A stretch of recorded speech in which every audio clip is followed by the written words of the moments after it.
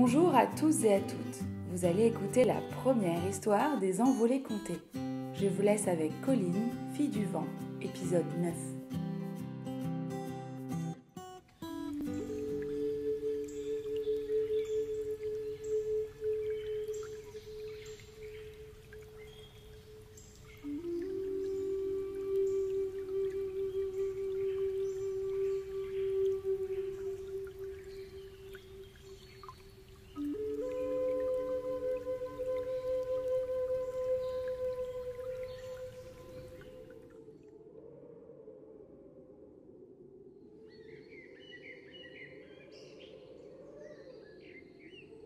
Le jour se lève petit à petit sur la montagne.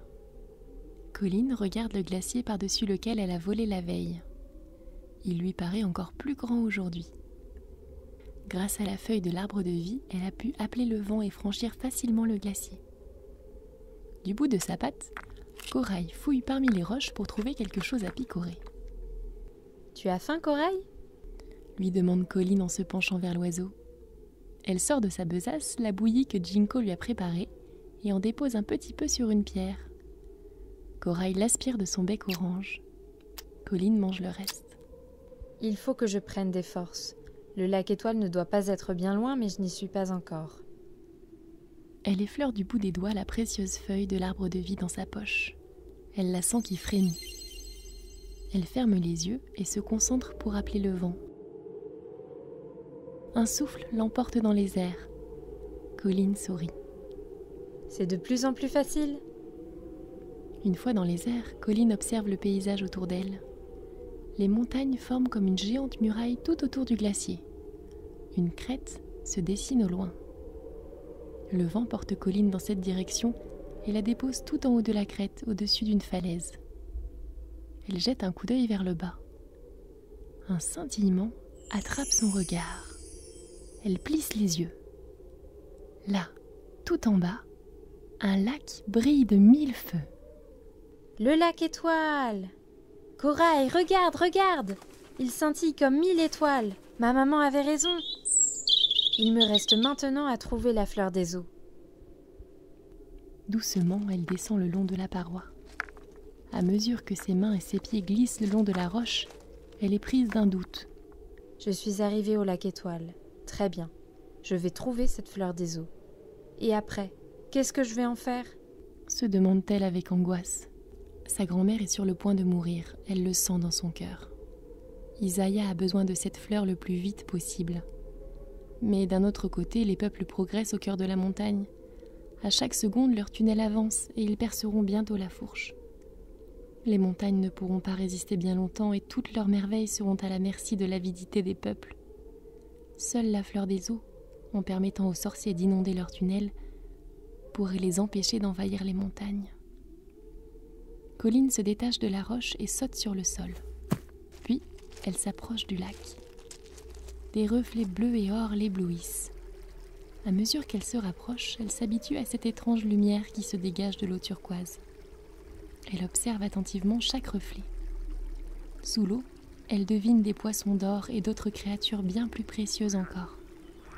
À la surface de l'eau, des nénuphars de velours rose se balancent doucement en suivant le courant. Colline ferme les yeux et cherche dans ses souvenirs les mots de sa mère. Quand tu verras la fleur des eaux, tu le sauras, ma fille. Cette fleur, c'est comme si elle avait un cœur qui palpite au creux de ses feuilles, lui avait dit Gaïa. Des pierres affleurent à la surface de l'eau et dessinent comme un chemin jusqu'au centre du lac. Colline s'approche et prudemment, elle pose un pied sur la première pierre. Elle se rappelle du lac qui s'était soulevé en une vague immense lorsqu'elle avait voulu pêcher un poisson. Ça lui a servi de leçon. Elle sait qu'elle doit faire attention à ne pas froisser la montagne. Le lac Étoile reste immobile. Elle avance doucement en sautant de pierre en pierre. À ses pieds, l'eau se fait de plus en plus profonde. Elle arrive au centre du lac.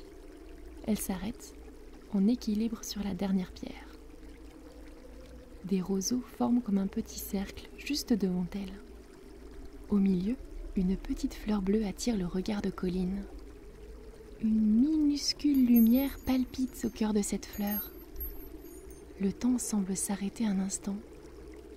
Le cœur de Colline et celui de la fleur battent à l'unisson. Pas de doute, elle l'a trouvée.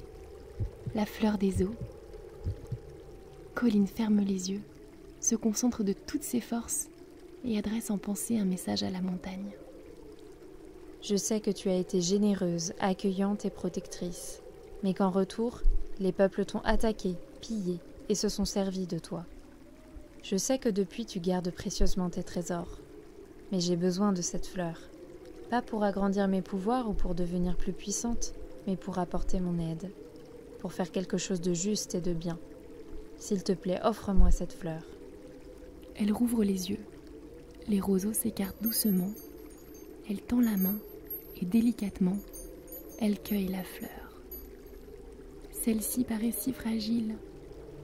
Elle ne tiendra pas longtemps hors de l'eau. Il faut que je lui donne de quoi vivre. Elle la glisse sous son manteau, tout contre son cœur. Elle sent alors comme un petit courant. La fleur puise dans l'énergie de Colline pour survivre. Elle fait demi-tour et rejoint les berges du lac. Elle s'assoit sur le sol. Corail vient se poser près d'elle. Colline se met à pleurer. Voilà, Corail. J'ai trouvé la fleur.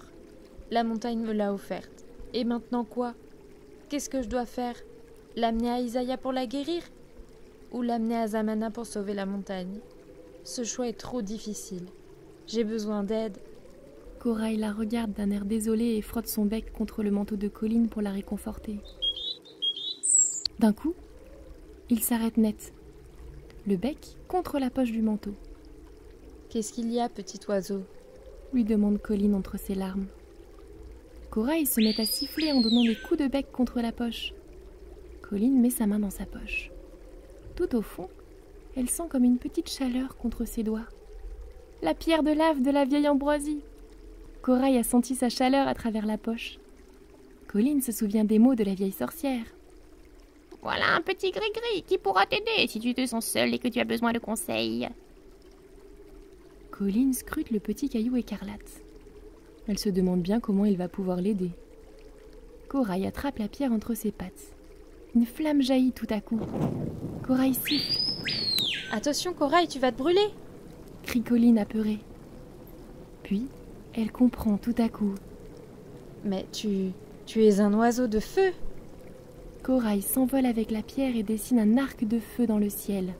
Puis, il redescend et dépose la pierre enflammée au pied de Colline. Colline s'agenouille près du feu qui crépite. Elle croit deviner comme un visage au cœur des flammes. Elle s'approche si près qu'elle sent la chaleur vive du feu lui rougir les joues. Entre les flammes dansantes qui jaillissent de la pierre, elle reconnaît le sourire de sa grand-mère Isaiah.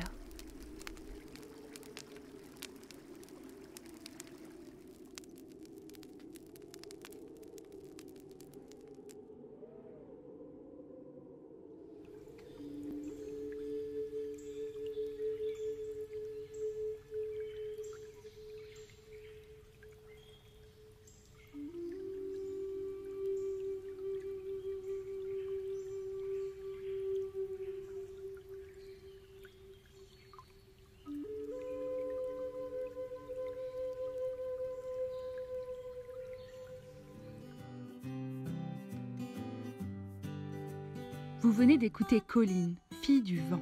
Rendez-vous lundi prochain pour la suite des aventures. Si cela vous a plu, n'hésitez pas à le partager autour de vous, à mettre 5 étoiles sur Apple Podcast et à nous écrire pour partager vos ressentis. Retrouvez-nous sur les réseaux à @envoléconté. À très vite.